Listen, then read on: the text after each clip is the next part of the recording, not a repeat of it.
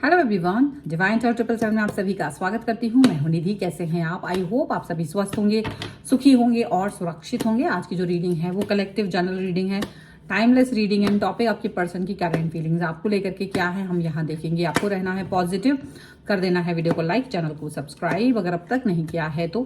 Personal reading के लिए आप आ सकते हैं, व्हाट्सएप नंबर आपकी स्क्रीन पर है। रीडिंग स्टार्ट है 199 रुपीज ऑनवर्ड्स। मिनी रीडिंग्स लेके डिटेल रीडिंग तक करवा सकते हैं।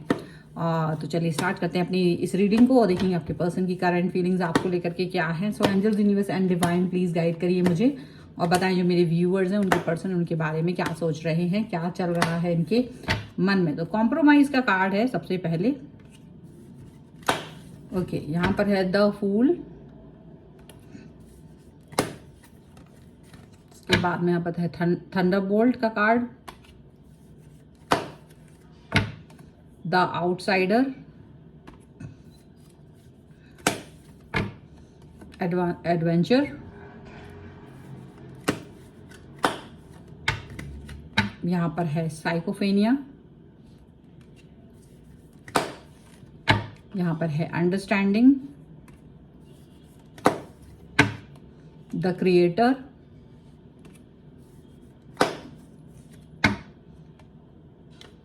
Creativity and one more card जो कि है टोटैलिटी का कार्ड यहाँ पर।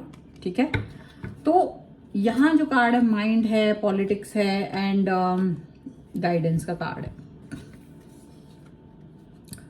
ओके, तो ये कार्ड्स क्या कहते हैं? ये कार्ड्स इनके बारे में बोल रहे हैं जैसे ना अभी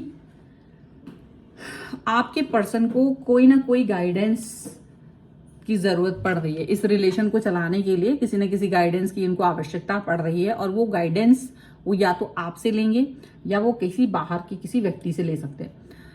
यहां पर आप ऐसे पर्सन के साथ भी हो सकते हैं, आप ऐसे कुछ लोग जो आपके साथ राजनीति कर रहे हो, कहीं ना कहीं ये पॉलिटिकल वे में आपके साथ बिहेव कर रहे हो, पॉलिटिकल तरीके से काम कर रहे हो, पॉलिटिक्स इनके दिमाग में चल रही हो, ऐसा हो सकता है। अब पॉलिटिक्स जब किसी इंसान के मन में चलती है और एक इंसान होता है जो साफ दिल का होता है, जो ज्यादा परेशान नहीं होता है, तो जहां पॉलिटिक्स वाला पर्सन होता है उसका दिमाग हमेशा खराब रहेगा। वो हमेशा दिमाग की ऊटपटांग की बातों को सोचता रहेगा, ऊटपटांग की चीजों के बारे में फोकस करता रहेगा। उसका दिल इसी चीज पर रहेगा कि उसे क्या करना चाहिए, उसे किस तरीके से आगे बढ़ना चाहिए, उसे किस तरीके की चीजों पर वर्क करना चाहिए। तो यही सब कुछ चलता रहता है, उसके दिमाग में यही चलता रहता है।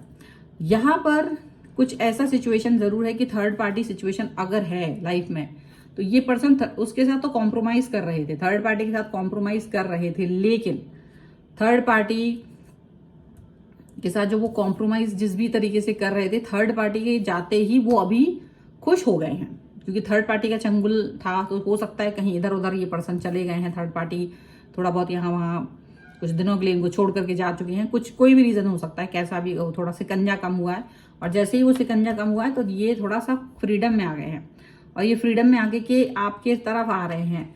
अब आपकी तरफ ये राजनीति कर रहे हैं और आपकी तरफ माइंड गेम खेलने की फिर से कोशिश है, फिर से राजनीति करने की कोशिश है और गाइडेंस भी इसी का कि शायद आपको वापस से अपनी तरफ खींच लें। मतलब इनके पैरों में पंख लग गए हैं थर्ड पार्टी के जाते ही, अब ये आपको अपनी तरफ खींचने की कोशिश कर रहे हैं। ये चाहते हैं कि ये आपको कन्विंस कर लें, बाकी वापस से आप इनकी तरफ आ जाएं। मतलब थंडरबोल्ट का कार्ड है। डेफिनेटली ये पर्सन चाह रहे हैं कि आप पुरानी बातों को भूल जाएं, पुरानी चीजों को भूल जाएं, इनकी बातों को समझें, कन्विंस हो जाएं, इनसे कन्विंस हो जाएं, इनकी बातों से कन्विंस हो जाएं और ऐसी चीजें वो आपके लिए सोच रहे हैं।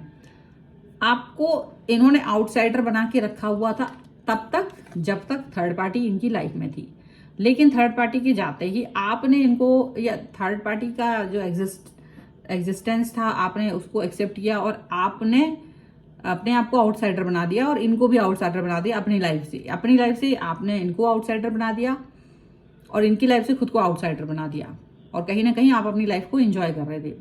और एडवेंचर का कार्ड भी इसी चीज को दिखता है कि आपका एडवेंचर करना इनको बिल्कुल नहीं सुहारा। इनको लग रहा है नहीं, अभी थर्ड पार्टी जितना भी दिन के लिए इनसे डिस्टेंस में, ये उतने सारे दिनों में आपको कन्विंस करने की कोशिश, आपको मैनिपुलेट करने की कोशिश, आपको अपनी तरफ बटरिंग करने की कोशिश करेंगे, सहृदय बनने की कोशिश करेंगे। मतलब जो भी कुछ पिछला इन्होंने कर्मकांड किए थे आपके साथ वो सभी सुधारने की कोशिश करेंगे।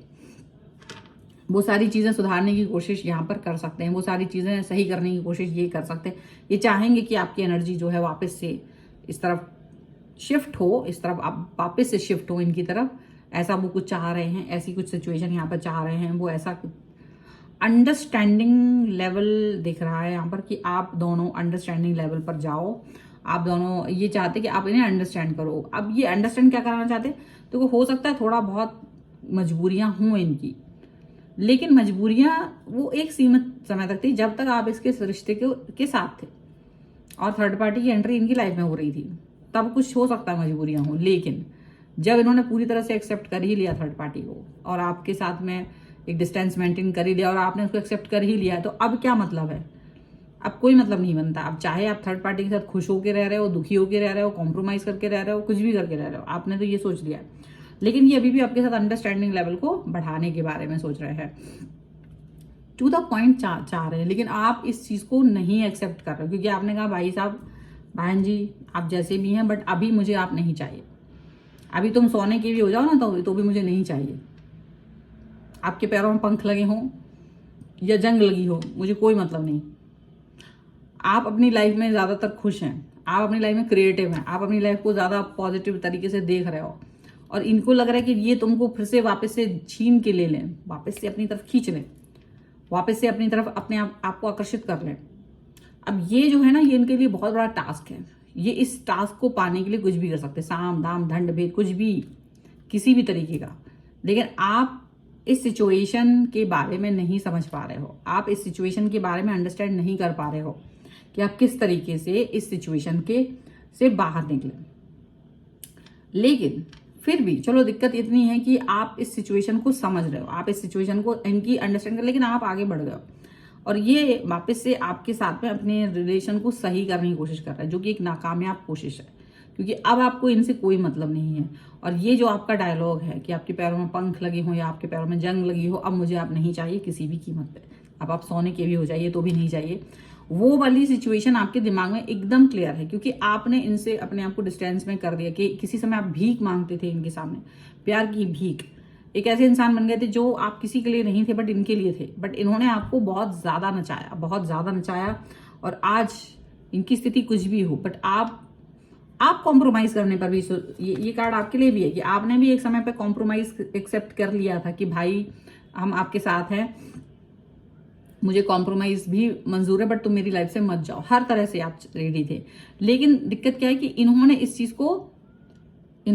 को एक्सेप्ट नहीं किया था उस टाइम पर। अभी थर्ड पार्टी के जाते ही इनका थोड़े पंख वंख निकल आए हैं, जो भी ड्रामे इनके चल रहे हैं, और ये आपको कन्विंस करने चाहते हैं। बस इनको लग रहा है कि आपका रिश्ता, इनका रिश्ता हिडन तौर पे चलता रहे, प्यार दिखाते रहो, वापस से कनेक्ट हो जाओ। और इसका रीजन कुछ ऐसा है कि आपने इनको बहुत कुछ दिया, इस रिश्ते में बहुत कुछ दिया, और ये यही चाह रहे कि आपसे जो भी उनको मिलता रहता था तो वो चीजें मिलती रहें, बट अब हर समय वो चीज प्रोवाइड नहीं की जा सकती है। तो वही सारी चीजें हैं। लेकिन ये पर्सन अभी भी आपकी तरफ आ रहे हैं, आएंगे, आपको समझना होगा, आपको संभलना होगा, आपको बचना होगा, ठीक है। तो ये है फिलहाल की रीडिंग। अगर आप इस पर क्लेम करना चाहते हैं, वीडियो लाइक कर दीजिए, चैनल सब्सक्राइब कर लीजिएगा अगर अब तक नहीं किया है। तो पर्सनल रीडिंग के लिए आप आ सकते हैं, व्हाट्सएप नंबर आपकी स्क्रीन पर है। रीडिंग स्टार्ट है 199 रुपीज ऑनवर्ड्स। मिनी रीडिंग से लेके डिटेल रीडिंग तक करवा सकते हैं। आपको वीडियो कैसा लगा मुझे कमेंट बॉक्स में जरूर बताएगा। मिलते हैं नई रीडिंग के साथ जल्द ही, तब तक देखते रहिए divine tarot 777। Thank you for watching, bye.